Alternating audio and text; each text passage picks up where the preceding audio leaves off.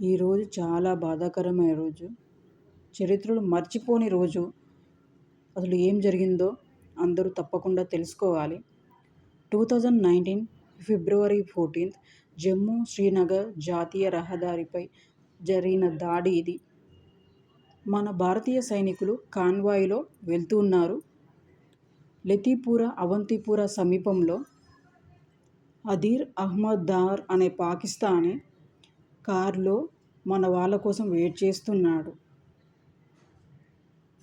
మన భారతీయ సైనికులు కాన్వాయ్ రాగానే తన కారులో పెట్టుకున్న బాంబు పేల్చాడు. దీంతో మన భారతీయ సైనికులు 40 మంది చనిపోయారు. అదేవిధంగా ఆ ఉగ్రవాది కూడా మరణించాడు. దీనికంత కారణమా ఎవరు అంటే పాకిస్తాన్ వాళ్ళు. 40 మంది సైనికులను పోగొట్టుకున్న రోజు అసలు ఈరోజు. వాళ్ళందరికీ నివాళులు అర్పిద్దాం. జై హింద్, జై భారత మాత.